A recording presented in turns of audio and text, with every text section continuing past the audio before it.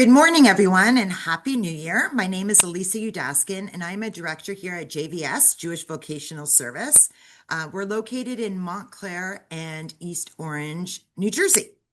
So I always start off and kick off these webinars, these job seeker webinars, by telling you a little bit about JVS. So JVS, we were established in 1939, and our whole mission is to help people overcome obstacles, whatever they may be, and help them land on their feet and get a job.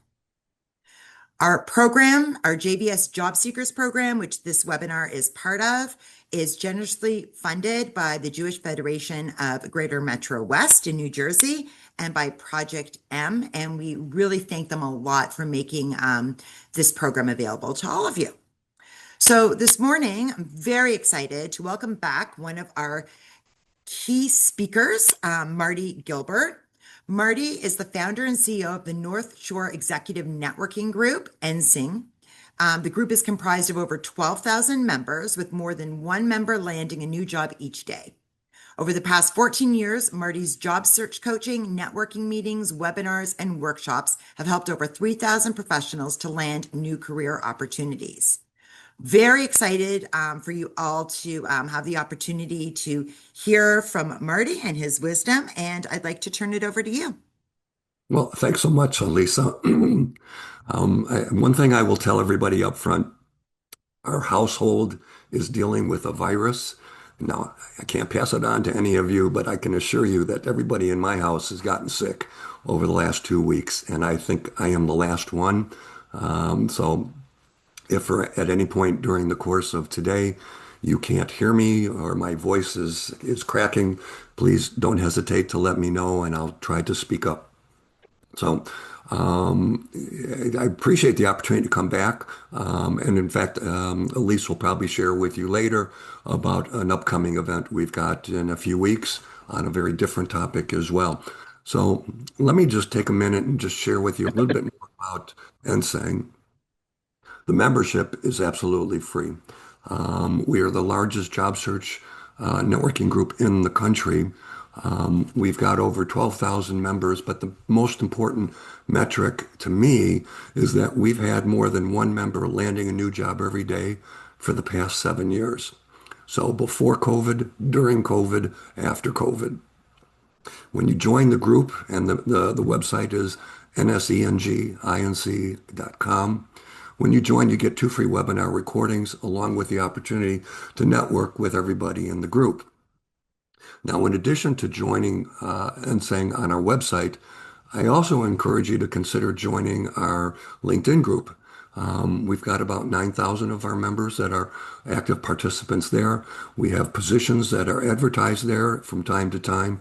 And of course, it's a great place to network with folks, to make your background known, because I'm sure, as all of you have been learning over the course of your searches, the single most important avenue to your next job is not through an online ad. It's through networking, and it's through people that can refer you into companies that you otherwise can't get into on your own. That's the power of organizations like JVS. So, in addition to joining our organization, if you wish, we give you access to 20 webinar recordings. Now, these are not free. Each one of these webinar recordings is 90 minutes in length. They are $20 each, and they cover a huge portfolio of different issues that every job seeker needs to be able to contend with.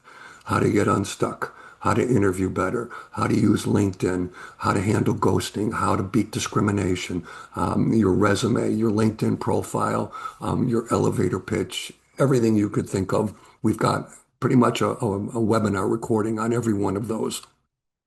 In addition to those, we have 3-hour workshops that have been recorded, including my trademarked What the Hell approach to job search.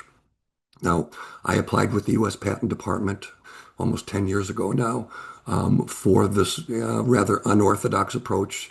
And the premise behind it is, what the hell do you have to lose by doing things that other job seekers aren't doing?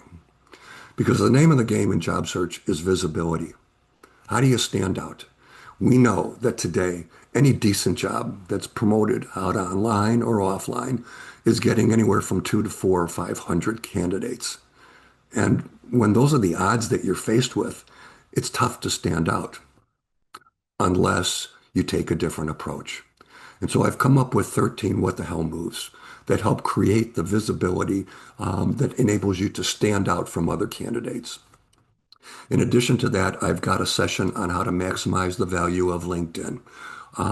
This is a great one because it covers two aspects. One is how to search engine optimize your profile. And then in the second 3 hour segment, we talk about how to really use the platform to build out a target company list and how to find key influencers inside every company so you can actively market yourself, which we'll talk a little bit about today. The last 3 hour recording is on how to create an effective job search plan.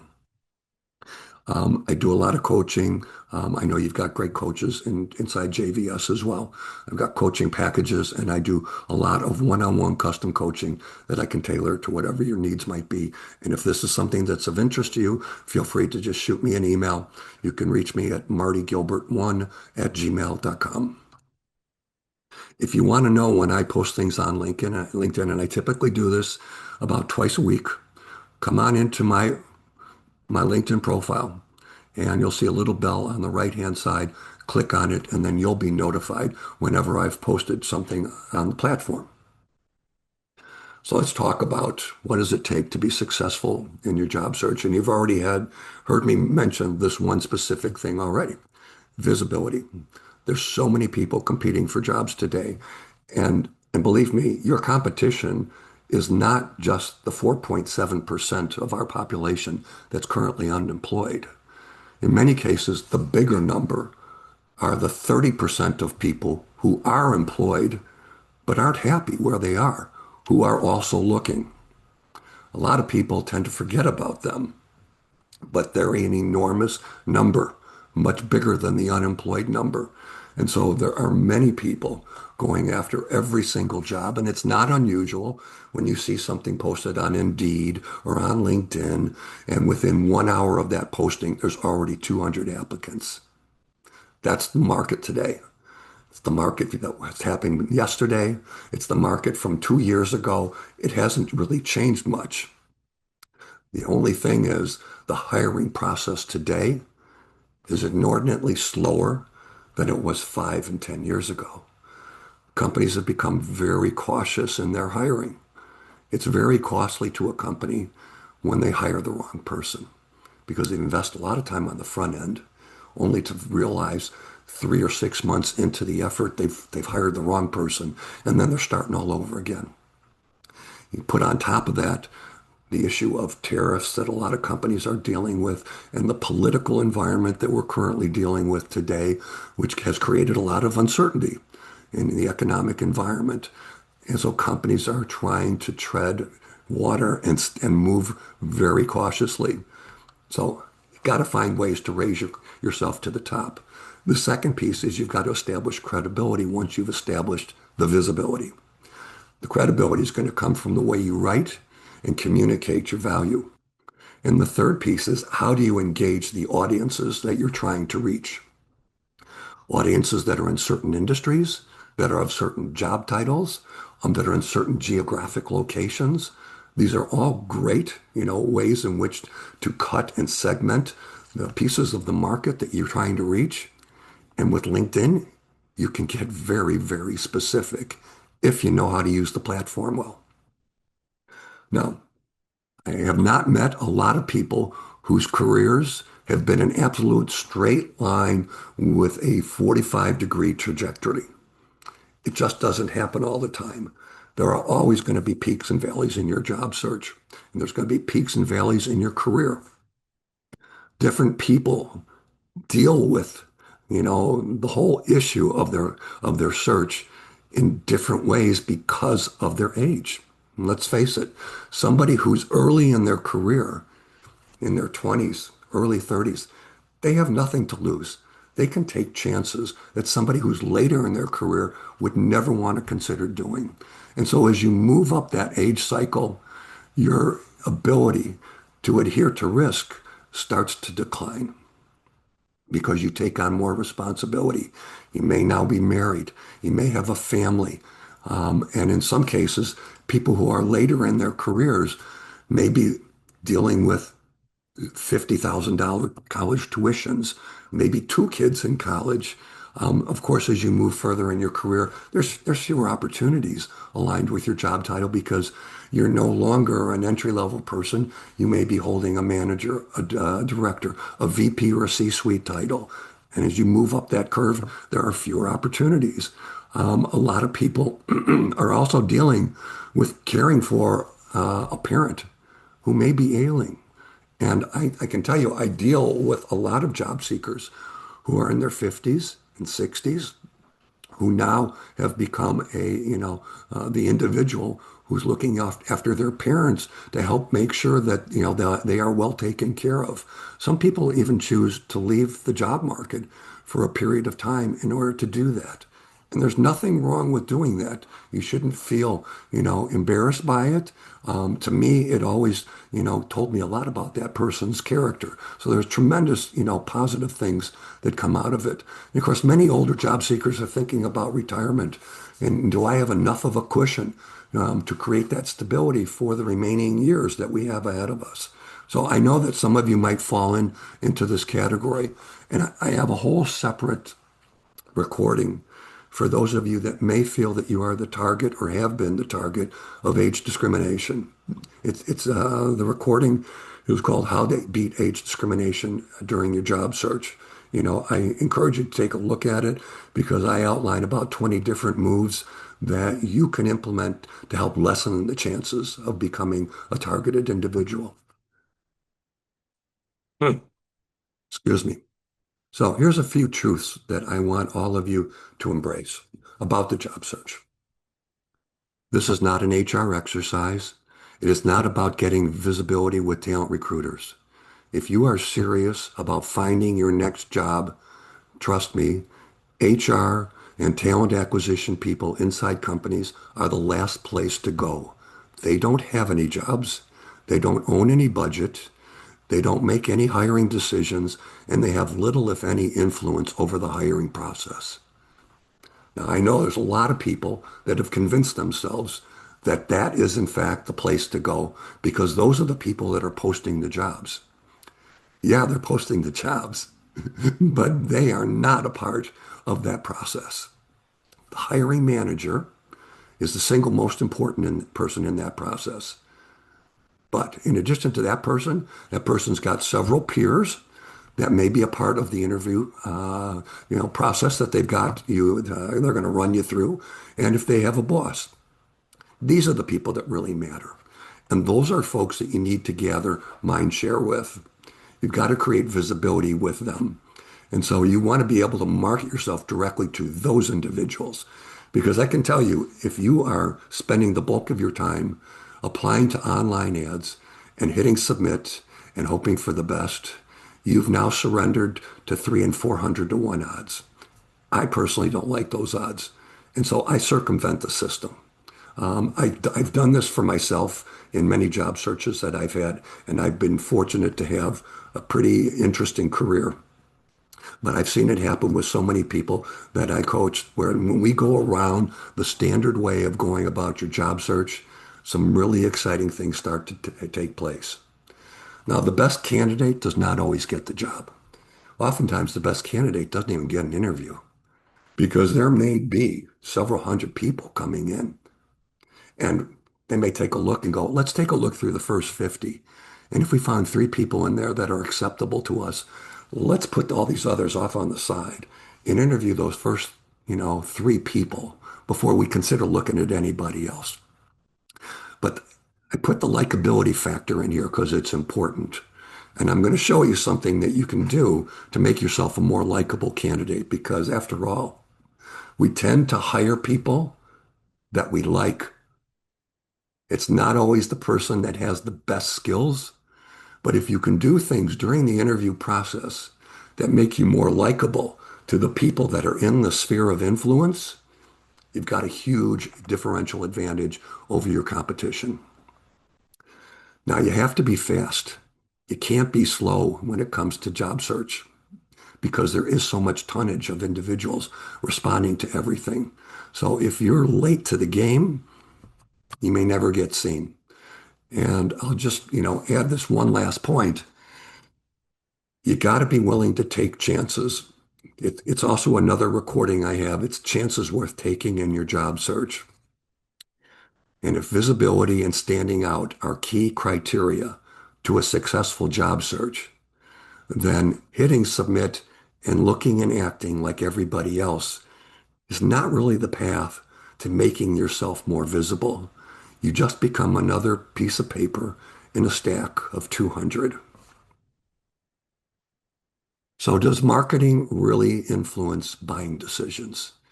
And the comment I have up here is a stated fact.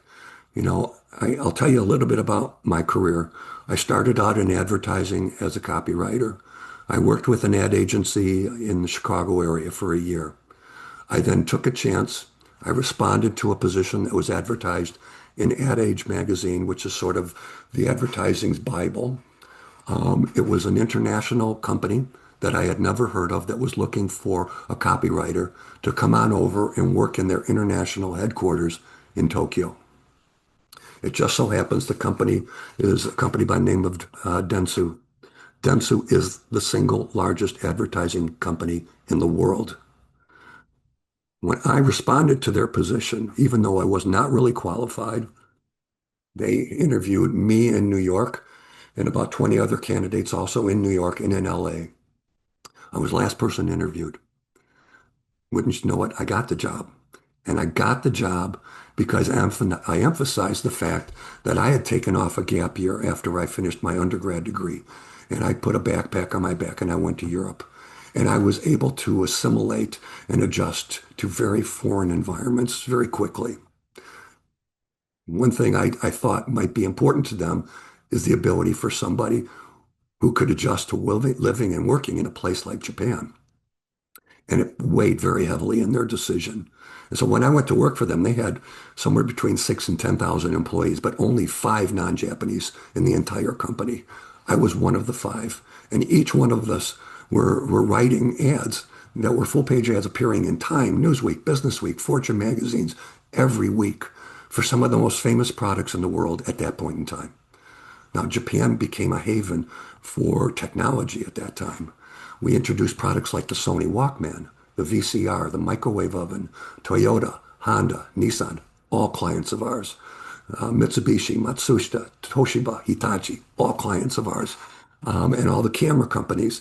And so I built up a great portfolio. But most importantly, I built up some really strong writing skills because I was the youngest foreigner they had ever hired. But I was surrounded by 4 other Americans who also, had a lot of writing in their background, and I emulated some of their styles. And it has paid me dividends throughout my career. Now, when you think about a sales funnel, and I'm sure many of you have had experience with this, and as you saw on the earlier slide, I contend that 60% of all the buying decisions are made before a customer is ever approached by a salesperson. Because so many people today are getting their information online.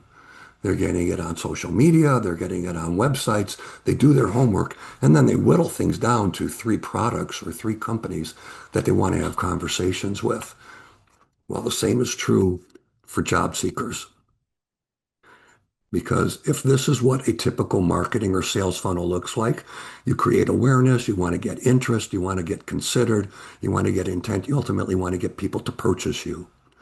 Well, this is what you can do from a marketing standpoint to influence every one of these stages of the funnel. Networking, influential introductions to people that can make decisions, your positioning and value proposition, which we're going to cover in greater detail, being able to identify measurable achievements or accomplishments, and then your ability to interview well and matching up key requirements in the job versus things that you've done in your past.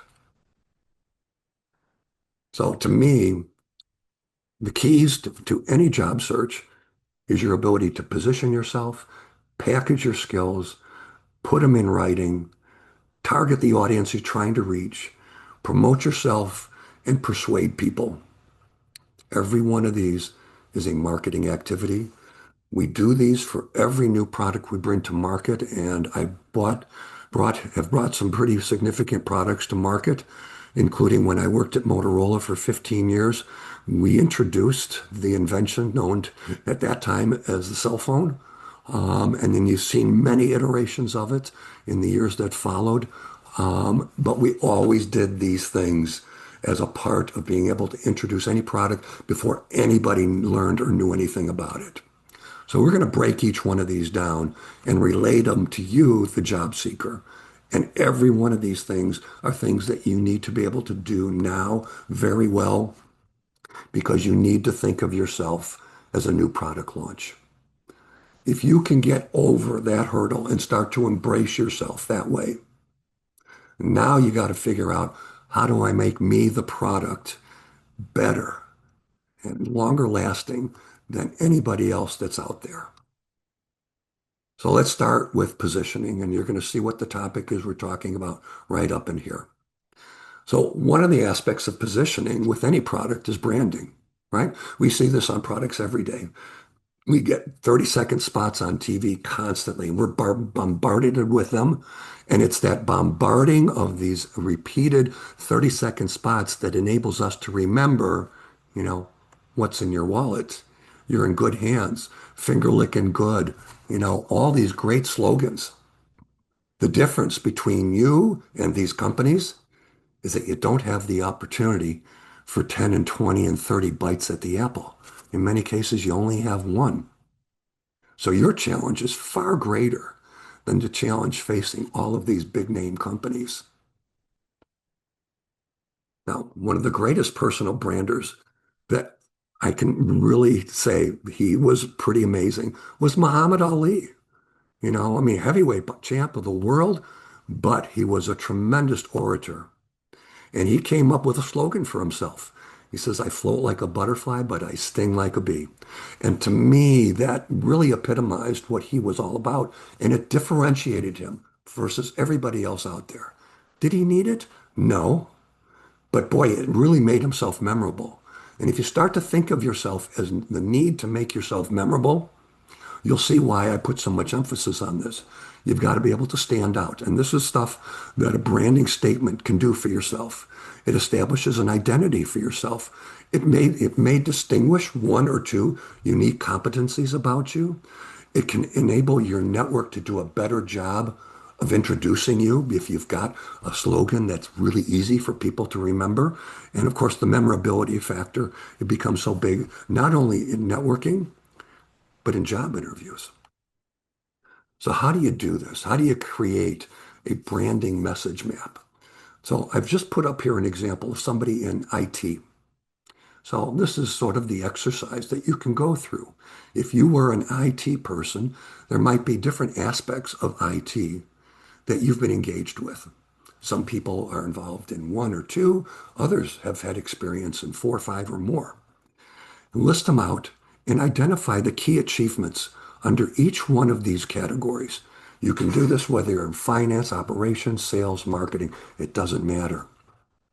But as you get pen to paper and you start to see what it is you've done in your background, it'll enable you to come up with an overall branding statement for yourself that really distinguishes who you are. And in the process, you can make yourself more identifiable to people as you meet along the way. Again, it's not a huge process to undertake. I work with a lot of people on this, but I think it's important for you to give it a shot because I think what you're going to find, it's almost like having a brainstorming session with yourself. And you can team up with other people on these. It's always good to get some outside perspective. What can it produce for you? Well, I'm just going to give you a few examples of some branding statements that I've come up for various people that were in job searches in many different roles. This was for somebody who was in digital marketing, half geek, half marketing, 100% social media. Somebody in an innovation role, bringing tomorrow's trends to inspire today's challenges. Sales role, a sales hunter who brings big clients to smaller companies. And nobody would ever argue with something like that. Somebody in process improvement, Process improvement that drives profit improvement. Now, they don't have to be catchy, but you want something that's not long. Tell people 8 words or less, but that can be your moniker when somebody asks you the simple question that often comes about at the beginning of a networking meet or an interview. Can you tell me a little bit about yourself? This is how you lay the groundwork. That branding statement can help people understand up front what you stand for. And then from there, you can come off of that with some of the tentacles on some of the different aspects that you speak to that are sort of underneath this umbrella statement. But it's a great launching pad for describing yourself to people that don't know anything about you. So let's talk about packaging now. This is the value proposition summary. Everybody should have one. In your resume, it's the area that sits underneath your contact information. Immediately, there should be a value proposition summary. Think of it as the cliff notes to your background. Now, the average resume only gets about 6 to 10 seconds of read time. 6 to 10 seconds is not a lot of time. And I can tell you of those 6 to 10 seconds, the area that gets read the most is that value proposition summary. Because it's a real quick and easy way for somebody who's having to sift through 50, 100, 150 resumes without having to look in detail at every single one of them. If they don't see enough of what they like up at the very top, trust me, they're not going any further down. But an important piece to keep in mind when you write your value proposition summary, words like these absolutely do not help your cause. And I see them a lot.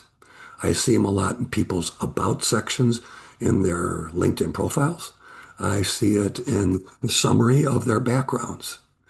I'm very self-motivated. I'm passionate about this industry. I'm focused. I'm collaborative. I'm a great team player. I'm hardworking. I'm loyal. I'm conscientious. All these words do is they tell the reader you can't think of anything better to distinguish yourself because anybody can say every one of these words and they don't add value. This is one of the tricks of writing a strong resume. And the big difference between a resume and a LinkedIn profile. A resume is about less is more. How do I say all the right things in the fewest words possible in my resume? This is a copywriter's dream. And the LinkedIn profile is just the opposite. It's about more is more.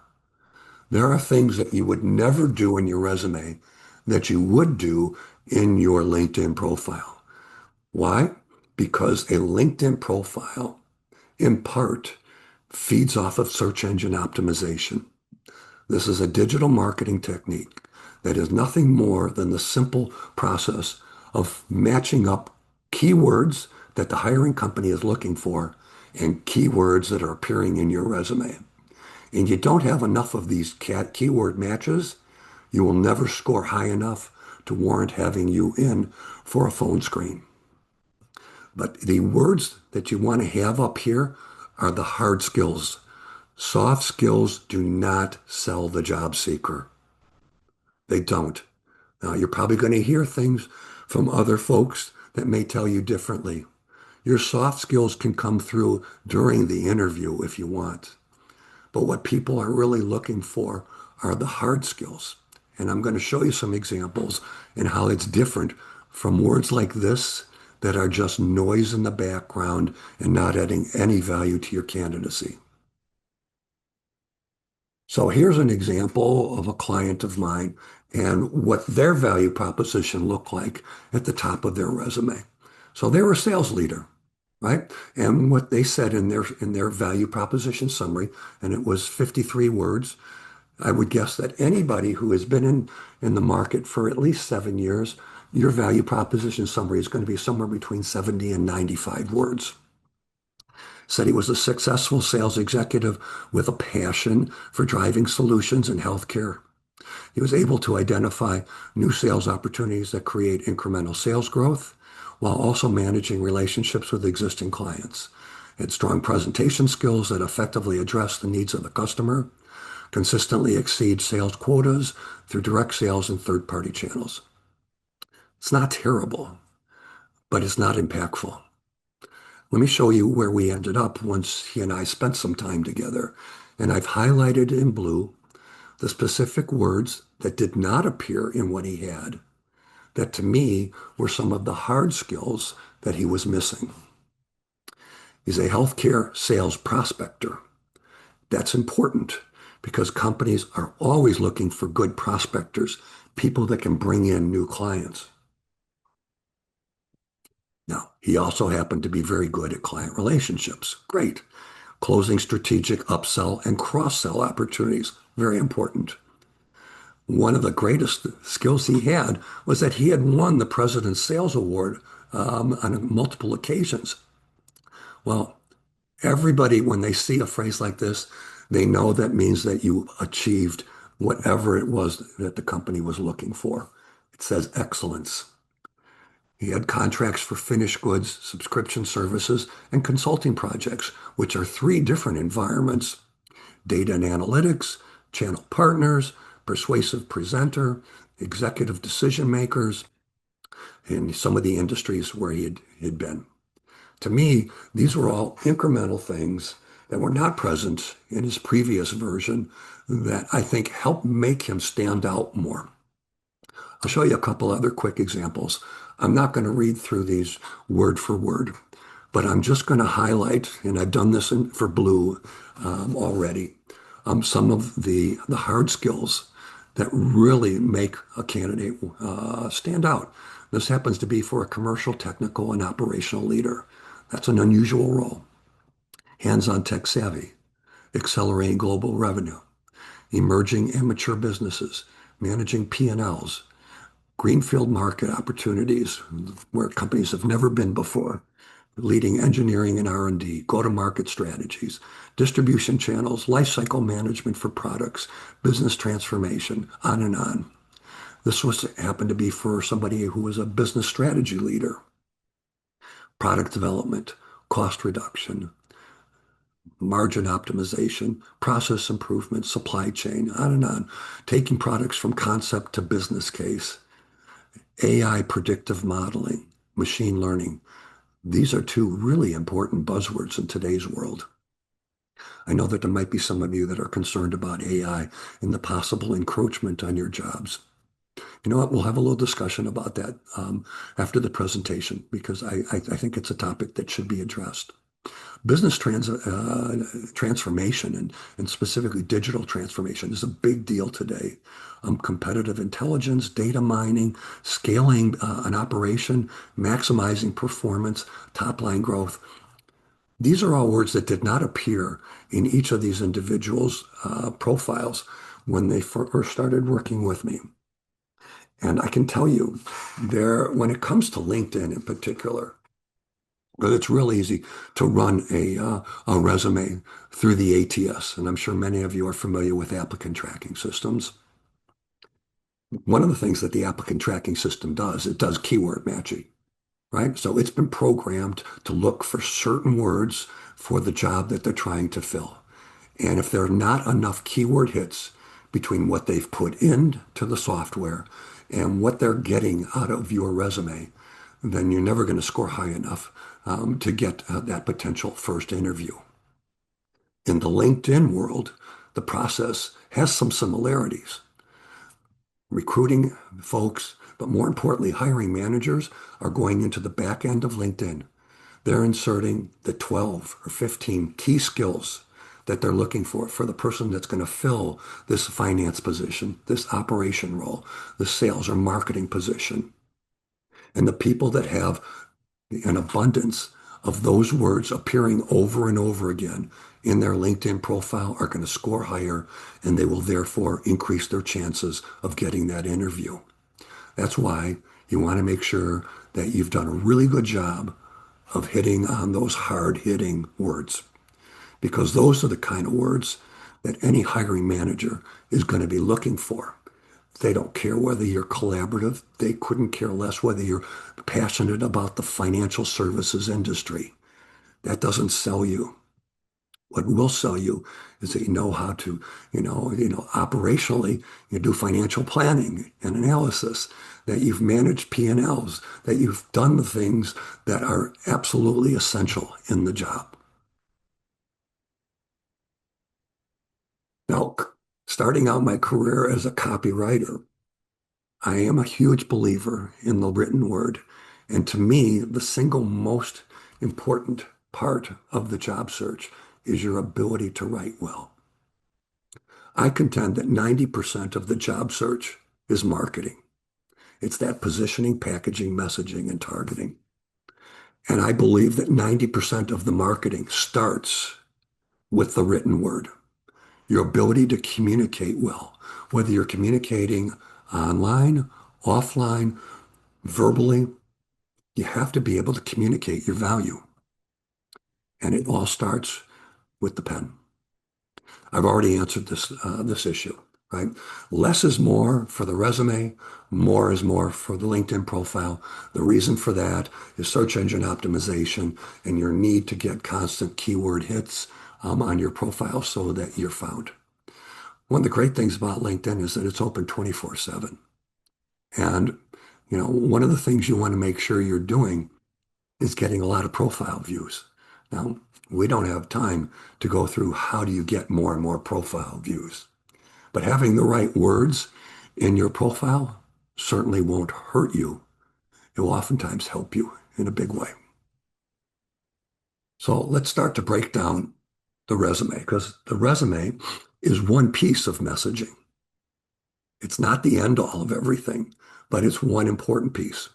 Now, this is an example of a client of mine who came out of the healthcare industry.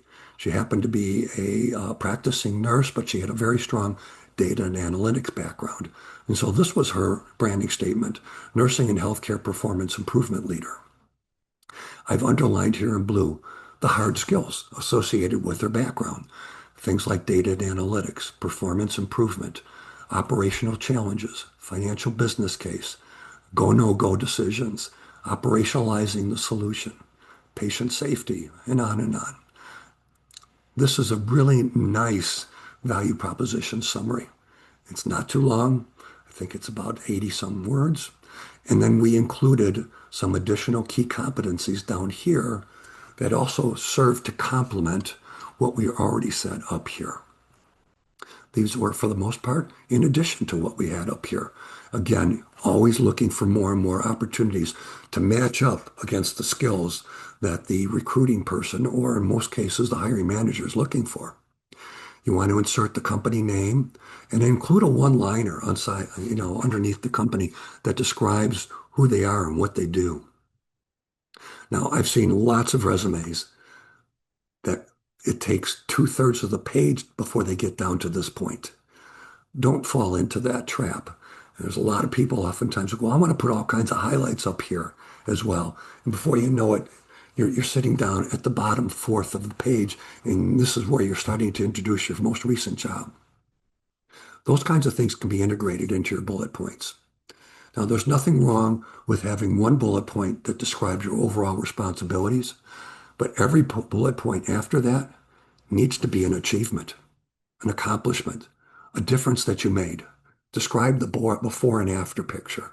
And the best way to think about bullet points is, what's the challenge I faced? What were the actions I took?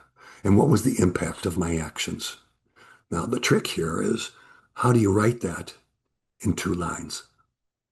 Because when you start to get to 3 and more lines of copy, you start to lose people. It's too long. People don't want to read long text.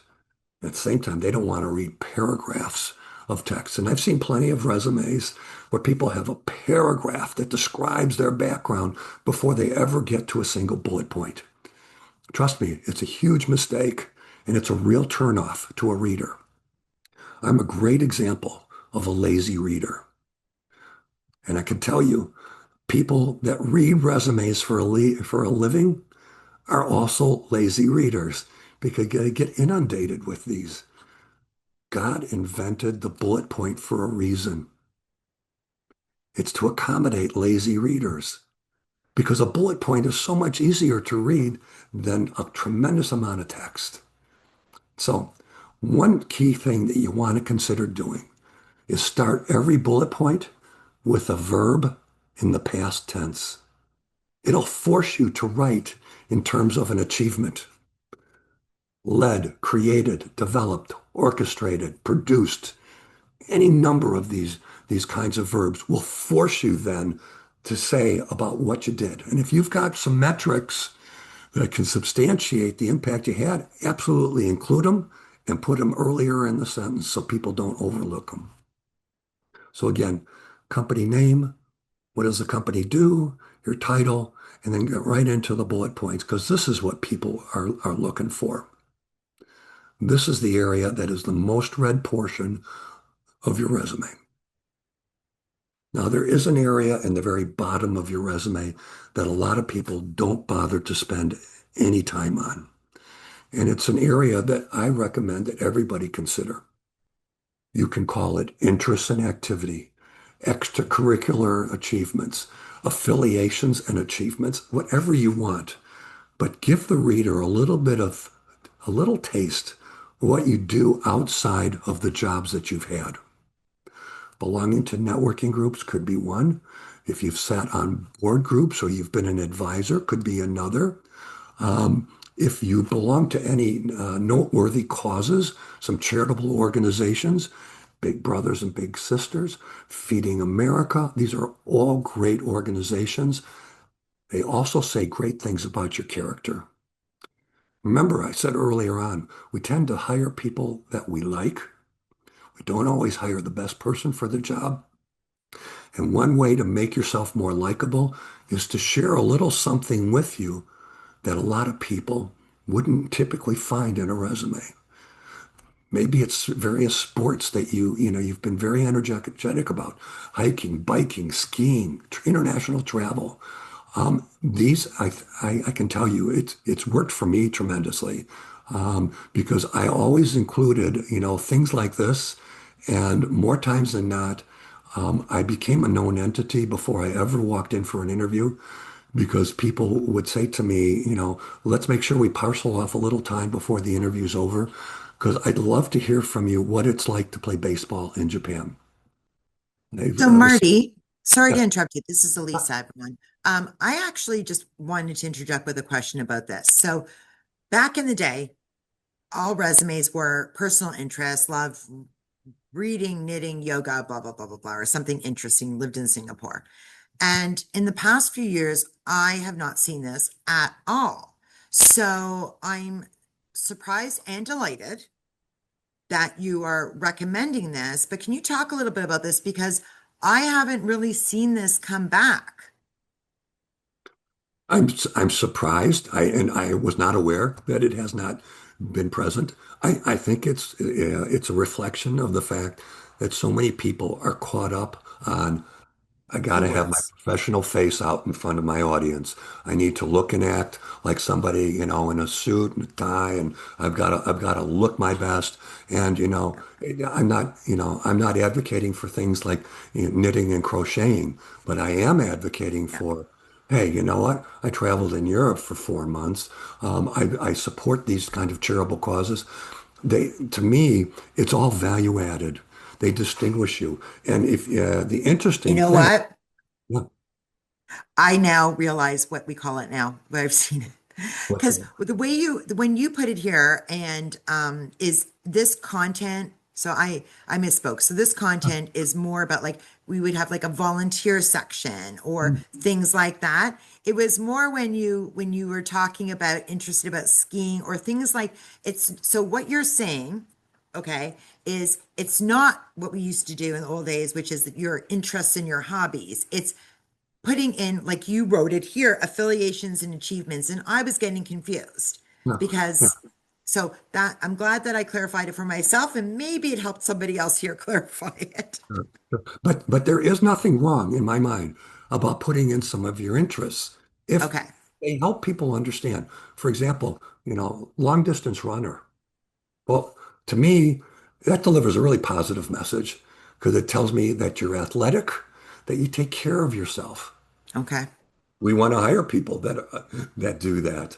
I also oftentimes, when I was hiring salespeople, I oftentimes went out of my way to hire salespeople who also had athletics in their background. Why? Because athletes are really good at being disciplined. They're hardworking. They're very driven. Well, those are the skills I need in a good salesperson. And if they come instinctively to somebody who's grown up in competitive sports, God, you know what? I want that person on my team. So there are certain outside interests that have very positive elements associated with them. And so again, take an inventory of some of the things you've done. It doesn't always have to be associated with a group or an organization, but you can see again, these are a couple examples that there are ways in which to make yourself a more interesting candidate.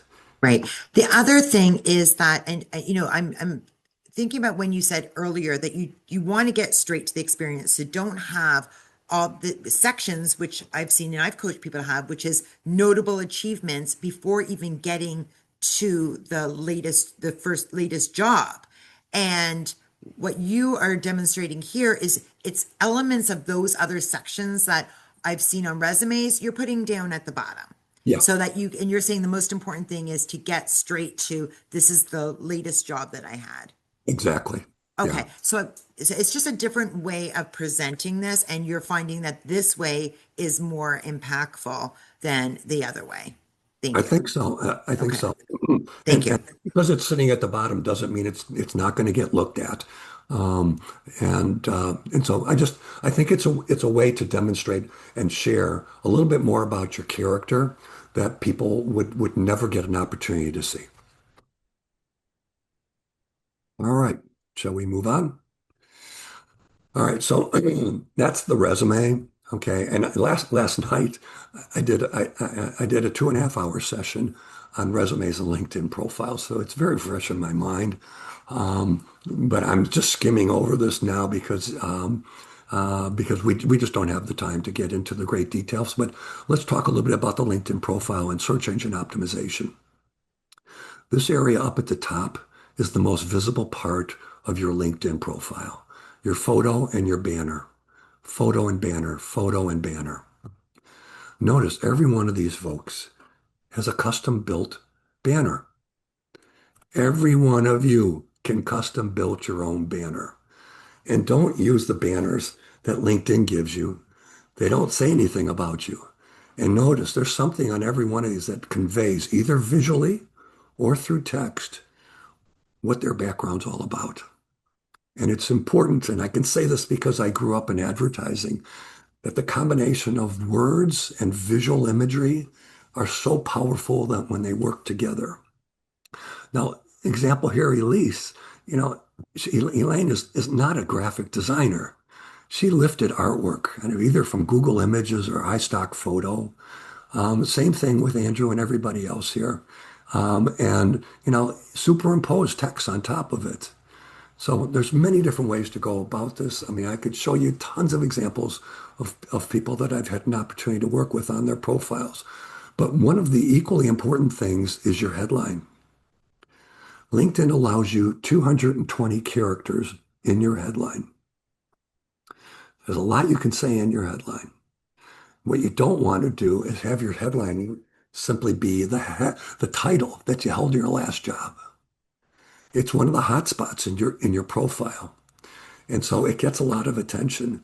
And so you should have keyword or key phrase after key phrase, keyword, key phrase, and just separate them by this, the center straight up and down line. And that's what you see in each one of these examples. This is a way to set the platform so that people want to read on. If you can't capture them up here, you'll never get them reading further on. And of course, there are applicant tracking systems and AI bots that are going in and looking for keywords. And that's why you want to load up this area with the right keywords. No different than what we talked about earlier in trying to determine what are your keywords. And your keywords are those key skills and accomplishments that companies are looking for the job that you're trying to fill. All right, let's talk now about another separate piece of messaging, and that's email cover letters. I'm a huge advocate of writing, and I use emails and cover letters interchangeably. It's essentially an email with an attached resume. And I hear every excuse in the book why people don't write them. In fact, I can tell you there's been many studies done on this. 2 out of every 3 job seekers don't write these cover letters, or essentially these emails. Why? They tell me it takes them 1 to 3 hours to customize each one. Right? That's that's a legitimate reason. A lot of people tell me, well, the applicant tracking system is going to decide who gets an interview. So why should I ever bother, you know, writing an email cover letter? Some people tell me, well, I hear recruiters tell me that they don't read them. They don't read them anymore. Don't need to. They've got ATSs to do that work for them. And most online ads don't even, allow me to upload an email cover letter. Well, I'm going to tell you some reasons why these email cover letters are so important. For one thing, it creates a great first impression because we already know that a smaller audience of people are bothering to write them. It tells the recipient you're proactive, you're taking the initiative, you're really interested in the company and the job, and you want to get that interview. And this is one way to stand out. Remember, visibility, important piece of that. Email cover letters, when written right, are real easy to work, to read through because words are popping off the page. It's the one chance you have to control the story. You don't control your story when you write your resume or your LinkedIn profile. There's too much content, particularly for those of you that have a 2 or 3 page resume. You're leaving it up to the reader to determine whether or not you're a fit with that job they're trying to fill. But an email enables you to connect the dots between key things in your background and key requirements in that job. It also demonstrates to the reader how well you write. I can tell you, I've had a lot of people work for me that were pretty bad writers, and it's a really important skill to have. Every job requires good writing skills. And now if you can write well, the person doesn't have to worry about that. One of the greatest things about digital marketing and email communications is that they can get forward to so many people. And it's just so easy to hit forward and send it on to 3 other people. And by the way, I'm not just talking about forwarding it to other people inside the company that you've sent this to. They may have friends in other companies outside of their place of work. They may be interested in somebody with your background because they've heard that this person's looking for a finance person, or they're looking for a woman who's got a strong background in marketing analytics. It demonstrates the positivity associated and the enthusiasm that you demonstrate in our email. It enables you to stand out from everybody else. It opens up doors in a way that a resume and a LinkedIn profile can never hope to do. And enables your network to help you. Because when you have a really strong email, they can forward it on to several people. Now, we talked earlier about some of the reasons why people don't write them, and I'm sure there's plenty of you. I'm not reading any of the comments that are being chatted in, but I'm sure there's some people that agree that they can't spend 2 and 3 hours writing an email cover letter. And to you, I say, I've developed a way where you can write highly tailored email cover letters in less than 10 minutes. Absolutely. I've developed a methodology where you can do this. I've created a 90-minute webinar. It's called Resumes Tell, but Cover Letters Sell. There's a very specific way in which you can write these and get really fast. So time is no longer an excuse. And if in fact what I've shared with you is even remotely accurate, that people people will take notice when you go ahead and send these to the right people. Okay. The people that I hear from that say, they don't get read anymore. I say, well, who's telling you that? Oh, recruiters, HR. I say, they don't matter. They don't have a seat at the table when it comes to hiring. You got to send these emails to the hiring manager and the people that have the authority. So, and just because there's AI being used in companies to screen people out, doesn't matter. I have coached so many people that have gotten rejected by the applicant tracking system or an AI bot within 10 or 15 minutes, and I've still gotten them interviews because we take the time and I show people how to use LinkedIn to find the right people inside the company and now take this customized email cover letter that took you all of 10 minutes or less to craft and send it to 5 people inside the firm. Some of the greatest compliments I got when I was in job searches is that when companies brought me in for, a day of interviews where I'm going to be meeting and interviewing with 5 different people, the first person would tell me, I'm baffled here. I've had 3 different people inside this company tell me that I need to be interviewing you. How do you know all these people? And I said, I've never met one of them. But I emailed them all because I am really highly interested in the role and the company. And I think I'm the right person for this. So you know what? I want to make my presence known. So I emailed all these people with the hope that they might do exactly what they did and forward my resume on to you so that you would get the visibility and interest in my background. It got me jobs many times over. Here's an example of the format that I'm suggesting. And you got to have a job description to start the process. So again, you've got to be able to delineate from the job description what are the most important requirements of the job. But notice there's certain aspects of this that jump off the page. This is the job, program director in managed care. These are 3 of the most important requirements in that job description that the individual, once they learned how to do this, saw. In the introductory paragraph, as a brief summary, I'm an RN with an MBA and a doctorate degree in nursing who possesses 15 years of experience in leading nursing organizations across different departments of hospitals and health systems. Noted below are a few examples of my achievements that align with your job. I'm not saying these are the only things, but I'm giving you 3 examples: corporate compliance and regulatory, process improvement, and quality strategies. And under each one, have written out a brief explanation of something that this individual did that supports each one of these key requirements. I welcome the opportunity to discuss my background and how I can deliver immediate value to the role. What you need to be able to do is look at job descriptions, create multiple modules. Some of you may have 7 or 8. Others may decide, you know what? I need 12, 13. At any rate, once you've created these modules, it's a plug and play exercise. The only thing you ever have to write is this one sentence up at the beginning that characterizes your background at a very high level. Everything else has already been pre-written by you. And so it's a copy and paste exercise. Can you do that in 10 minutes? I would venture to say you can do it in less than 5 minutes.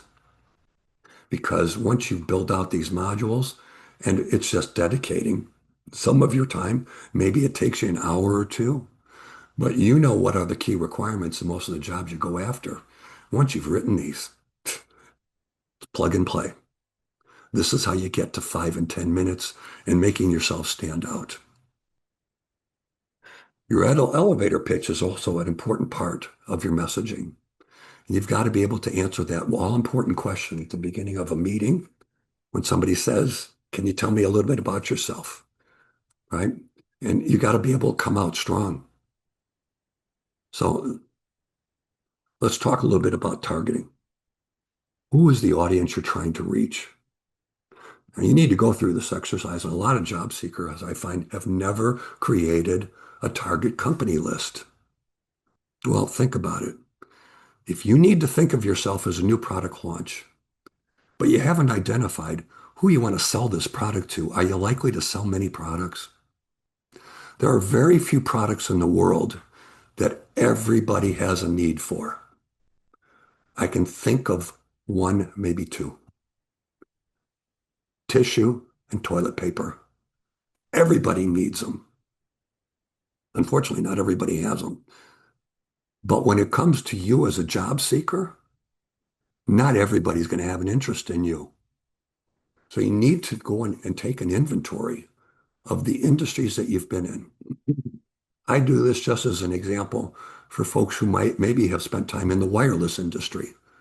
Well, wireless is made up of many sub-industries, peripheral industries, manufacturers, service companies, accessory companies, and then start to, map out all the various companies that feed into every one of these categories.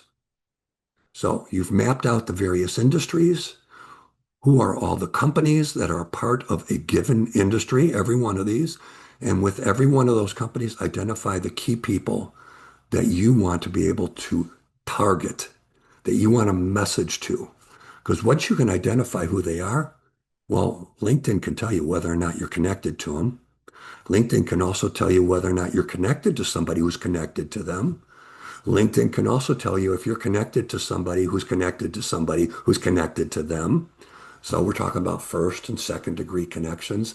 And now you can leverage this 5 to 10 minute email you've crafted as a way to get introduced into these firms. Now, if you don't have anybody in your network that is remotely in any of these firms, that's okay. Send out cold emails. I can tell you, most job seekers are afraid to do this.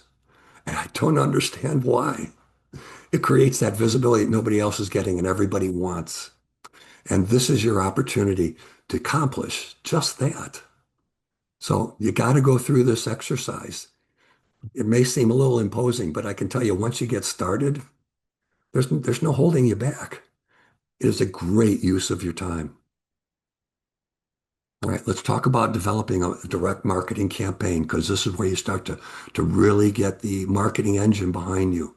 Because you've already defined, your branding statement, your value proposition, you got your resume, you got your LinkedIn profile, you got your elevator pitch down, you identified the audience you're trying to reach, right? So everything starts with your value proposition, right? That's sitting in your resume and your LinkedIn profile. You've got target individuals and target companies you're trying to reach. And this is where the activity starts to happen. You get that outbound email campaign going, not only to companies that have jobs. By the way, there are far more companies that have job openings that are not advertising them on LinkedIn or Indeed. And I know there's many of you that are using those two sources, and they're good sources. But 70% of the hiring that takes place inside companies doesn't take place because somebody answered a LinkedIn or an Indeed ad. 70% of the hiring takes place because somebody networked into a company. They built a referral network inside a company to recommend them. Statistics will bear this out. People who get referred into a company become longer-term employees. Who knows what it takes to succeed inside a company better than the people in that company?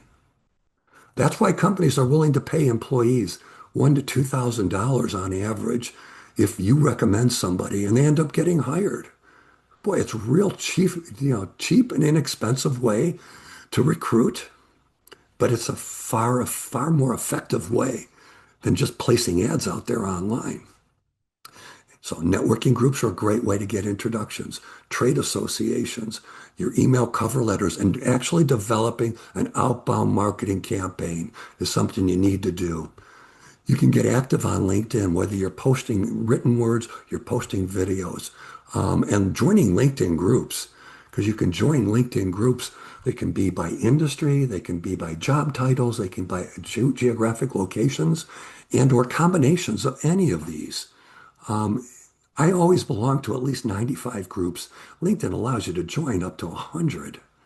So there's no excuse for not joining a bunch of groups that are the people that you're trying to reach and then posting onto those groups so that you start to develop some visibility in the industries or amongst the job titles of people that you want to get visibility with. Interviewing needs to be a conversation. It demonstrates that you're confident, but it does take the appropriate practice and preparation. One of the easiest ways to become a good interviewer is to take an Excel spreadsheet. On the left-hand column, line up all the key requirements of the job that you're interviewing for. And on the right-hand column, put a few words for each one of those requirements that enable you to be reminded of the story you're going to tell. Stories really sell, and that's why I'm such a big advocate of email cover letters. They also make you a more interesting interviewee.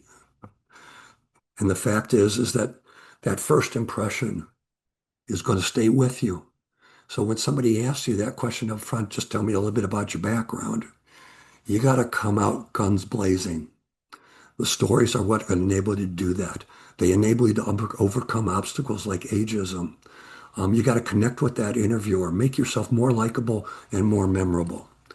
And before we open it up to questions, I just want to share with everybody a website that I think you'll find pretty beneficial, particularly when it comes to networking, but even more important when you get into interviewers. crystalknows.com.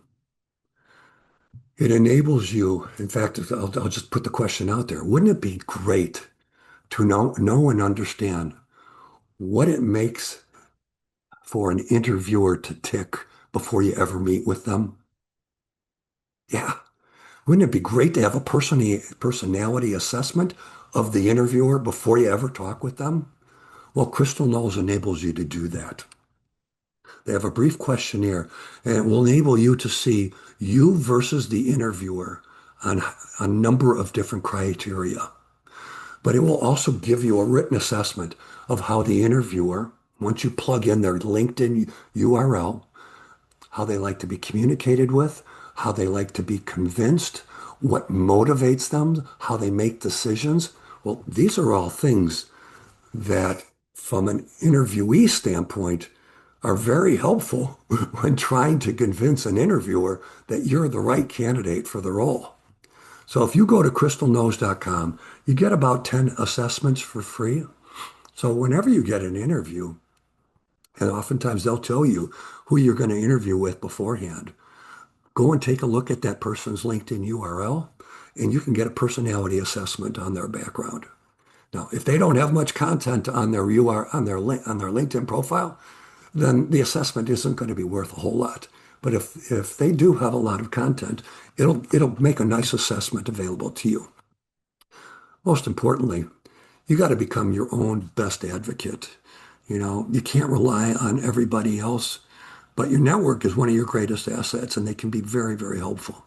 I can tell you, I'm an individual with 30,000 LinkedIn connections, and I don't know at least 27,000 of these people. And that's okay, because every single person brings potential value to me, either because of who they are or who they know. And some of your greatest networking help is not going to come from your closest friends, your family members, and your relatives. It's going to come from people that you may never meet.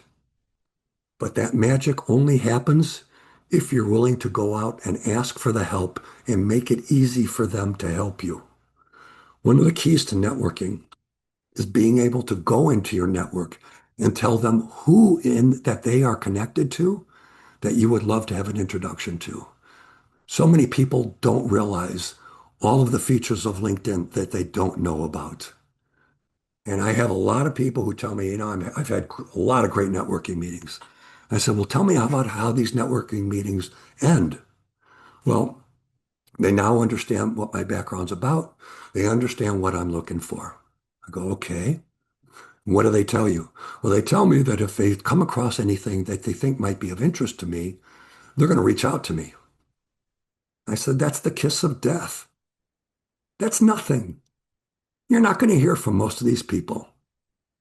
They're going to forget about you. What you need to do is to go into a networking meeting and tell that person, I've gone through all your LinkedIn connections and I found 6 people you're connected to. Do you know any of these people well enough to make a potential connection? You can do this without having to go through their 8 or 10,000 LinkedIn connections if you know how to use LinkedIn and the connections of feature. So again, I've got a whole separate, way in which to train people on how to really use LinkedIn. There's incredible value to it. But if you're just going to have networking meetings, then they're going to end, well, if I hear of anything that you've wasted their time and yours. You should be able to go into a LinkedIn conversation or a networking conversation beforehand and tell them who in their network you want an introduction to. And by the way, you got to make it easy for them to introduce you by putting that email that describes your background and what you're looking for, so that all they have to do is put a one sentence on top of it, forward it on to that person you want an introduction to, and copy you on it. Their job is done. They can feel good, and you've taken not more than 2 minutes of their time to write that one sentence that they send on. So a couple quick reminders. If any of you are looking for a coach, please feel free to reach out to me and we can have an exploratory conversation. Join the group if you're interested. It's free. There's all kinds of resources that are available. Some of them have costs, some do not. And I'll leave it at that. I'm not going to get into any additional activities. Open it up. Yeah, Benjamin Yeah, and Lisa, Elisa, yeah. where things are. Yes, thank you, Marty. Thank you. Always, always, always very excellent and very tangible advice. Okay, so we have a lot of people who ask questions. Why don't we, are you okay? Let's take off the screen and then we can all just sort of look at each other, please, Marty. And Let me stop sharing. I am just going to say the list of people who, as we saw the names come in, and if your question was already answered, then just say thank you, your question was answered. Otherwise, I'll just go through the big list right now. So Karen Menahan, KM, Roger, Jennifer Hackman, Rodnell, Jean, are Benjamin, Marcelo, Catherine, Laura, Courtney, and Raymond. So I know we only have 15 minutes. So guys, don't worry because I'm staying on and Marty is most likely going to stay on also. We will end at 11:30 so that, our commitment to everybody was we're ending at 11:30, but you can stay on and we'll continue to answer your questions. So ready, Marty? Sure. Oh, Okay. So Karen, KM, I know you had like 4 questions or something. Why don't you ask your questions, please?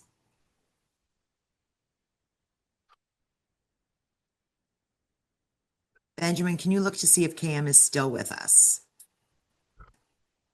Okay. So we're going to move to Roger. Hey, how's it going, folks? Roger.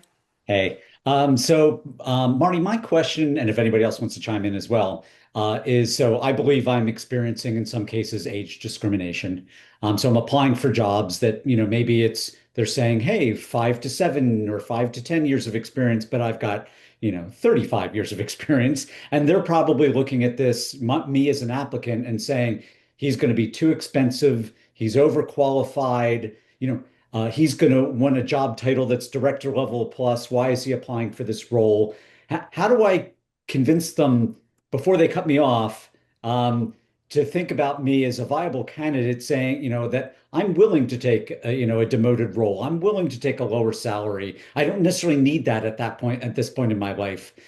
How do you convey that kind of upfront before they even like throw you in the bit bucket? um, I appreciate you bringing this up because it does happen to a lot of folks, particularly once they've reached the age of 55 or older. This is the value of a potential email cover letter. This is your opportunity to state that up front, okay? Because it sounds, Roger, like you're comfortable with this. You're comfortable with being open and honest with them. Then you know what? I would use that email as the entree to say, what? I'm not looking to, you decide how you want to say it. Mhm. I realize that some of my experience may be somewhat intimidating, but I'm not looking for advancement any longer. In fact, you know what? My kids are out of college, so I've gotten a pay raise. So Mhm. you can say it however you want, but I think this could be a great a great value to using the email as a way to address it up front. And Okay. I think it's great that you're very comfortable with that. And this could be a very useful way in which to bridge that right up front. And there's nothing wrong in your resume you know maybe you adjust some of the titles that you've had in the past. You know, it's a consideration. People refer to it as dumbing things down. But if you think that's you've got some VP titles in there that might be turning people off, that then you might want to subdue your document a bit. Yeah, that's fair. I've certainly trimmed off, many years off of the bottom of my resume, taken out, the years that I graduated from college and those types of things. I think I've taken a lot of good steps, but I like your approach of just being right up front, Yeah, putting that in some form of communication, whether email or cover letter, and to say, hey, this is not a concern you need to worry about. Let's talk. yeah, good. Yeah, and that's something that it's why the networking and getting in and being referred by someone is so critical at this stage because they understand and they can vouch for you versus just going through the AI. But you know that part already, but it's just another reason even why it's so critical to spend most of your time on networking and meeting with people versus click, click, apply. Thank you. Okay, Jennifer, did you want to ask your question? I'll go ahead and ask. Hi, Marty. Thank you so much. Do you have some tips for becoming a better writer? Do you have any tips for, I think someone asked this question too, quantifying or qualifying your experiences, especially if you weren't doing things that were easily measurable? And then third, and this is I'm a little nervous about asking this question, but it feels like it's still a pretty white male world out there. And I thought about this when we were talking about affiliations in particular, like, well, maybe you don't want to add your interest in knitting. Should we be paying attention to focusing on language that is a little more male gender? Does it depend on the industry? Is it not a thing? Thank you so much. Boy, this old white men. It's a problem for a lot of people. But I think I don't know that you necessarily have to change your language. My guess is you've been in a professional work environment, and you probably speak no differently than a lot of guys from a professional standpoint. I said, if you're looking for some writing assistance, well, this is where AI may be able to help you a little bit. ChatGPT can be a great tool to augment some of your writing exercises. So as long as as you tell ChatGPT what you're looking for, you can create a draft of something, okay? And then you instruct ChatGPT, please look at the following paragraph, and can you help make it a little more professional sounding or a little more conversational? Can you make the transitions a little bit smoother? I think you'll be impressed at what you get back from it. And what you get back is only as good as what the instructions are. But I got to tell you, you can give a long laundry list of instructions. It'll adhere to whatever you tell it, and it will even come back to you and say, would you like me to put this into more of a bullet point fashion, or would you like it to be, more in a prose format? Or there's no end to ways in which it can express the written word. But I think it's a great tool for you. Yeah. Can I address the other question? Because I have a strong opinion about really recommending to people, first of all, your resume and everything, make it professional. And that's the focus of it. Make it professional, highlighting your skills and your achievements and things like that. If there are indicators in there that you're concerned about that would tip someone off about your religion, your race, your sexual orientation, your whether your gender, okay? My personal opinion is you don't take it out. Like if you work for a particular organization that basically will indicate or get somebody to surmise that you belong to a certain group, you don't, why would you want to work somewhere if they were discriminating against you? Or if the hiring manager or the organization culture is discriminating against you? There are so many places to work in the world.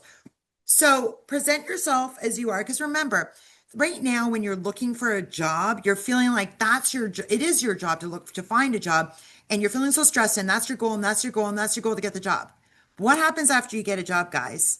The first day you show up, and then thereafter, you're working at that job. You're working with those people. And you need to be comfortable and accepted and feel like you're in a good culture. So that's not to say, Jennifer, that I haven't had those same questions. Of course I have. But I've been given advice by coaches in the past, in my earlier career and throughout my career, that if there's anything that's going to tip to an affiliation that you're a part of, then, you be honest and upfront about it, because there's no hiding who you are when you start working on that day. Okay. So that's how I feel about it. Okay. So how about Marcelo? Do you still want to ask your question? Yeah, I don't know if give me a yeah. second. Yeah, Hello. hi, how are you? Happy Hi, New Happy New Year. Year. Thank you, Marty. Very informative. My question was somehow related to what Jennifer just asked. Do you have any suggestions to improve our communication? I mean, you referenced the value proposition, cover letters and whatnot. And I heard that you suggest AI. However, there are people that can smell you 1 mile away that you use AI. So is there any other tip that you could give us? Well, I think, one of the most important things is to recount your stories. Think about the things that you've done in the past and how do you want to communicate some of those achievements? And I would suggest that you just list them all out, because there's probably some of them that you've overlooked or you've forgotten about because, oh my God, I did that 10 years ago, right? It's not sitting up in my memory bank anymore. But when you start to see these things written out, and you get them on a laptop, you get them on a piece of paper, and you start to see them all together, you go, you know what? I'm a pretty impressive person. When you put it all together, you see the individual pieces and what you've accomplished. I think you'll start to write about yourself a little more effectively. I do. Thank you, Marty. Yeah. Okay. Catherine, did you want to ask your question? Yes, I would like to ask my question. Marty, thank you so much for a wonderful presentation, but I do have a question about feedback. Do you ever get negative feedback from mass mailing all those random managers that you mentioned before, all those people you didn't even know that, encouraged, all of their coworkers to, interview you? I mean, to me, it just seems kind of outlandish, just go on LinkedIn and, pick out all these random managers. I don't know, if I were a manager, I'd probably be perturbed if all of the, if I get these emails and all, my contacts get them. I mean, it can, backfire on you. How did it work for you? Okay, so I just want to make sure I understand the circumstance that you're describing. Are you describing a situation where you have found a job that's of interest to you, and now I'm suggesting that you email multiple people inside the company, or are you referring to something else? Emailing multiple people to multiple people inside the company. Okay, great. So if you rely on only one person, the chances of that person doing what you want, I think, are relatively low. So I personally, I've never run into a situation, and I did this a lot, and I've worked with a lot of people that have done it. Um, does it take a little chutzpah to do this? Yeah, it does. But you know what? The job search isn't fun. It's a pretty miserable existence for a lot of people. And I think you've got to come to grips with, you know what?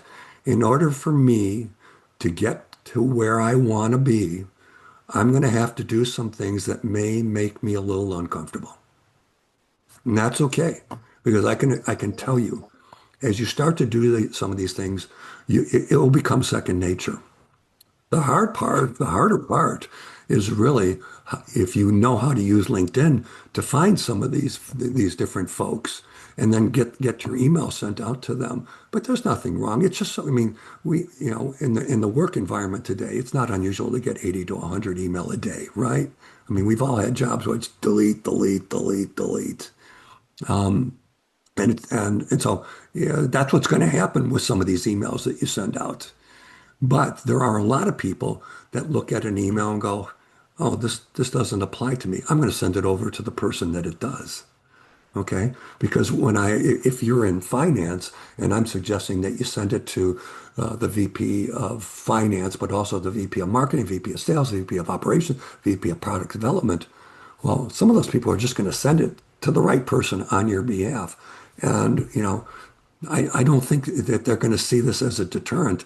It's going to say this is somebody who's very determined and very interested in wanting to be here.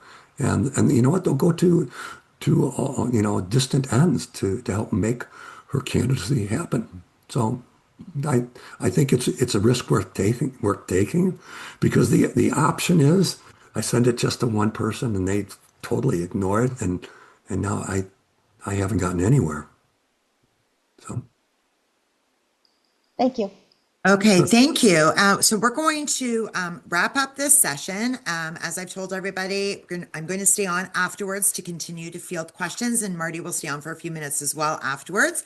So for now, I would just like to, on behalf of JVS, I want to thank Marty so much for sharing all of your really great practical advice and all of your marketing tips about how to brand ourselves as we're searching for jobs. I want to thank everyone for joining us, and I want to thank our funders, the Jewish Federation of Greater Metro West and Project M, for funding our programs. So I hope to see y'all the next time.